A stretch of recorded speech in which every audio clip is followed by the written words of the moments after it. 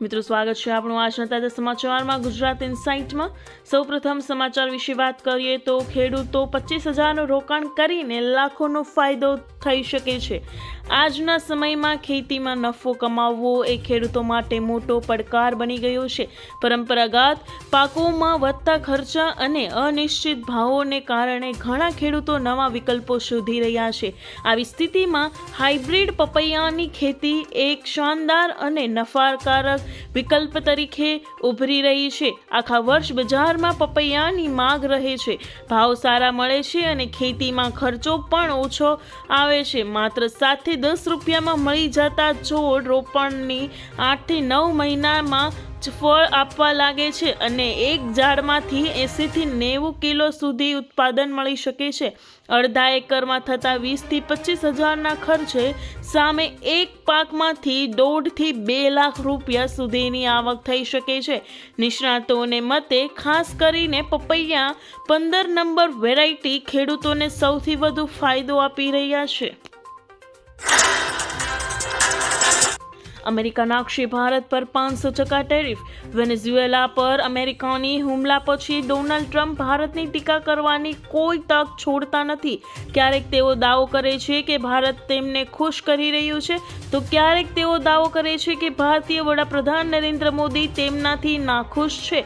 Russian તેલ ખરીદવા અંગે ટ્રમ્પની ધમકીઓ દરેક તક પર જાહેર કરવામાં આવી રહી છે। ટ્રમ્પે રશિયન તેલ ખરીદવા માટે ભારત પર 25% ટેરિફ લાદી દીધો છે અને હવે તેમણે 50% ટેરિફને મંજૂરી આપી છે। બજેટ પહેલા વધી શકે પેટ્રોલના ભાવ। બ્રોકરેજ ફર્મ JM ફાઇનાન્શિયલનું માનવું છે કે 1 ફેબ્રુઆરીના રોજ રજૂ થનારું કેન્દ્રીય બજેટ પહેલા સરકાર પેટ્રોલ અને ડીઝલ પર 3 થી 4 રૂપિયા પ્રતિ લીટર સુધી એક્સાઇઝ ડ્યુટી વધારી શકે છે। રિપોર્ટ અનુસાર ઓઇલ માર્કેટિંગ કંપનીઓ એટલે કે OMCs હાલમાં ખૂબ જ સારો નફો કમાઈ રહી છે, જ્યારે બીજી તરફ કેન્દ્ર સરકાર પર ફિસ્કલ દબાણ પણ વધી રહ્યું છે। સામાન્ય જનતા ત્રસ્ત, અધિકારીઓ મસ્ત। ગુજરાતમાં સત્તાધારી ભાજપના જ ધારાસભ્યો હવે રાજ્યના વહીવટી તંત્ર સામે ખુલ્લેઆમ નારાજગી વ્યક્ત કરી રહ્યા છે।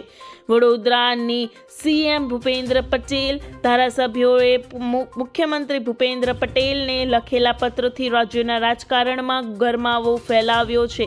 પત્રમાં અધિકારીઓની મનસવતા અને જનતા પ્રત્યેના બેદરકારી અંગે ગંભીર મુદ્દાઓ ઉઠાવવામાં આવ્યા છે।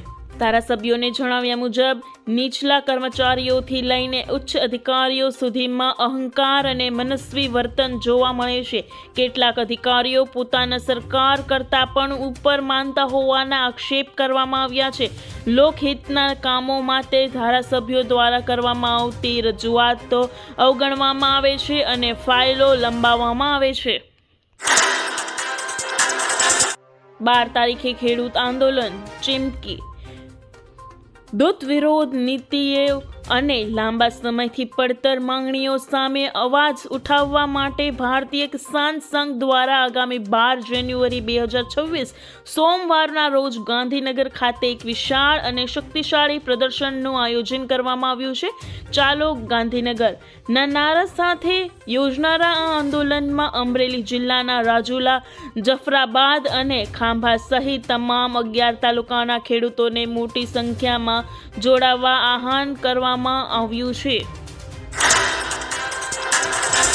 ખુશખબર, લોનના હપ્તા ઓછા થશે। નવા વર્ષમાં RBI વ્યાજ દરમાં 0.50%નો ઘટાડો કરી શકે છે, જેનાથી હોમ અને ઓછો લોન સસ્તી થશે।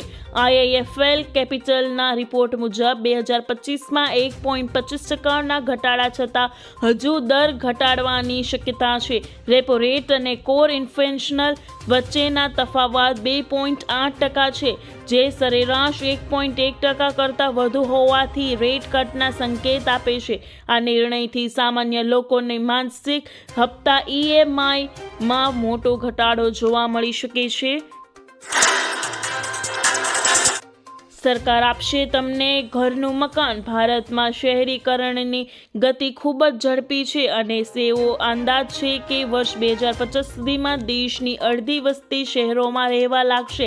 આટલી મોટી વસ્તી માટે સસ્તા અને સારા ઘર પૂરા પાડવા એ સરકાર માટે એક મોટો પડકાર બની ગયો છે। આ સમસ્યાનો ઉકેલ લાવવા માટે નીતિ આયોગ અને આવાસ એન્ડ શહેરી બાબતોના મંત્રાલયે એક વ્યાપક ફ્રેમવર્ક જાહેર કર્યું છે। પ્રધાનમંત્રી આવાસ યોજના શહેરીના પ્રથમ તબક્કામાં 1.12 કરોડ ઘરો મંજૂર કરવામાં આવ્યા, જેમાંથી 96 લાખ પૂર્ણ થઈ ગયા છે। હવે 2024માં શરૂ થયેલી PMAY યુ 2.0 હેઠળ આગામી 5 વર્ષમાં વધુ 1 કરોડ શહેરી પરિવારોની મદદ કરવાનો લક્ષ્યાંક રાખવામાં આવ્યો છે। આ નવા તબક્કામાં રાજ્યની પોતાની સસ્તા આવાસની નીતિઓને કેન્દ્રની યોજનાઓ સાથે જોડવા પર વિશેષ ભાર મૂકવામાં આવી રહ્યો છે। ખેડૂતો માટે 5 લાખની ભેટ। જે પહેલાં 3 લાખ સુધી લોન મળતી હતી તે હવે વધારીને 5 લાખ સુધી કરી દેવામાં આવી છે। તમે જાણતા હશો કે અમુક ગામોમાં તેને મંડળીના નામે પણ ઓળખવામાં આવી છે। તો ખેડૂતો માટે એ ખુશખબર છે કે હવે KCC હેઠળ 3 લાખને બદલે મળશે 5 લાખની સસ્તી લોન। ભારત 2026ના પહેલા અઠવાડિયામાં પ્રવેશ કરી રહ્યું છે, ત્યારે કૃષિ ક્ષેત્રમાં નાણાકીય સુલભતામાં પરિવર્તન જોવા મળી રહ્યું છે। દેશના ખેડૂતો માટે મહત્વપૂર્ણ જીવન રેખા કિસાન ક્રેડિટ કાર્ડ એટલે કે KCC યોજના કેન્દ્રીય બજેટ 2025-26માં રજૂ કરાયેલા ઐતિહાસિક વધારાઓને પગલે નવી ઊંચાઈએ પહોંચી છે। ભાગવદ ગીતા શાળાઓમાં ભણાવાશે। ગીતાનો પરિચય સર્વાંગી શિક્ષણ વિષયના પાઠ્યપુસ્તકમાં વાર્તા અને પઠન પાઠન સ્વરૂપે અપાશે। ગુજરાતમાં રાષ્ટ્રીય શિક્ષણ નીતિ અંતર્ગત ધોરણ 6 થી 12માં શ્રીમદ ભાગવદ ગીતા ભણાવવાની ભલામણ કરાયા બાદ ભણાવવાનો રાજ્ય સરકાર દ્વારા નિર્ણય લેવામાં આવ્યો છે। અગાઉ રાજ્યના શિક્ષણ વિભાગ દ્વારા ધોરણ 1 અને 2માં અંગ્રેજી દાખલ કરવાનો નિર્ણય કરવામાં આવ્યો છે। ગુજરાતી ઉપરાંત અંગ્રેજીને પણ મહત્વ આપવામાં આવી રહ્યું છે, ત્યારે રાજ્યમાં વધુ એક નિર્ણય લેવામાં આવ્યો છે। અકસ્માતોની સંભાવના। અંબાલાલ પટેલે આગાહી કરી છે કે ગુજરાત અને એમાંય ખાસ કરીને અમદાવાદમાં સવારમાં ઠંડીએ બધા રેકોર્ડ તોડી નાખ્યા છે। કડકડતી હાડ થીજવી નાખતી ઠંડીએ લોકો પર અસર બતાવવાનું શરૂ કરી દીધું છે। હવામાન વિભાગના જણાવ્યા અનુસાર પશ્ચિમી વિક્ષેપના પ્રભાવને કારણે 1 જાન્યુઆરીથી નીચલા ઉષ્ણકટિબંધીય ક્ષેત્રની સ્થિરતા ખોરવાઈ જવાની ધારણા હતી। જોકે પશ્ચિમી વિક્ષેપ ઉત્તર પૂર્વ તરફ ગયા પછી સપાટી પરના મજબૂત પવનો ફૂંકાઈ રહ્યા છે, જે ગતિશીલ અસ્થિરતા પેદા કરી રહ્યા છે। ધુમ્મસને કારણે વિઝિબિલિટી ઘટતા વાહન વ્યવહાર અને રેલવે વાતાવરણ પર માઠી અસર પડી શકે છે। ગમખ્વાર અકસ્માતોની સંભાવના જોતા વાહન ચાલકોને સાવચેતી રાખવી। ખેડૂતો માટે ખુશખબર, પૈસા મળશે। જ્યારથી કેન્દ્રમાં નરેન્દ્ર મોદીના નેતૃત્વ હેઠળ ભાજપની સરકાર ઘડવામાં આવી છે, ત્યારથી જ ખેડૂતોની આવકમાં વધારો કરવા માટે ઘણી બધી યોજનાઓ અમલમાં મૂકવામાં આવી છે। કેન્દ્ર સરકાર દ્વારા ખેડૂતોની આવકમાં વધારો કરવા માટે સબસિડીથી લઈને પાક ઉગાડવા માટે 3 હપ્તામાં 6,000 રૂપિયાની સહાય સુધી તેમજ કૃષિ ક્ષેત્રથી જોડાયેલા દરેક ક્ષેત્રને આગળ વધારવા માટે કામ કરવામાં આવી રહ્યું છે।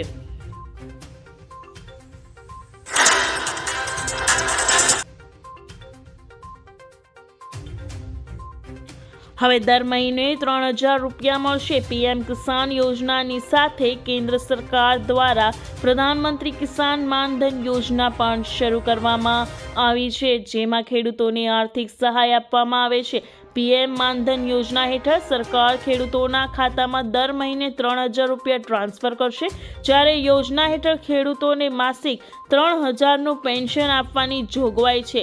જ્યારે આ યોજનાનું પ્રીમિયમ કિસાન સન્માન નિધિ યોજનાની રકમમાંથી કાપવામાં આવે છે। આ માટે તમારે એક અલગ ફોર્મ ભરવાનું રહેશે।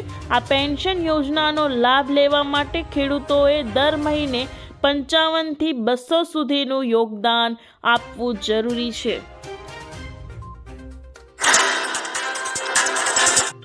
જો કામ નહીં કરો તો પગાર અટકી જશે.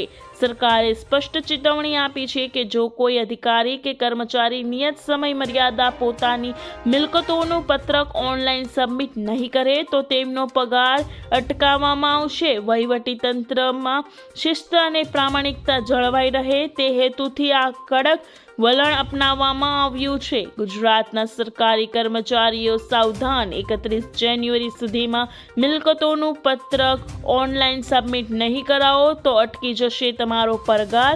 GADનો મહત્વનો આદેશ આપવામાં આવ્યો છે. તો મિત્રો, તમારું જો મિલકતોનું પત્રક ઓનલાઈન સબમિટ નહીં કરો તો તમારી પગાર એટલે પગાર અટકવામાં આવશે. તો તમારું મિલકતોનું પત્રક ઓનલાઈન સબમિટ કરી દેવું ફરજિયાત પણ છે.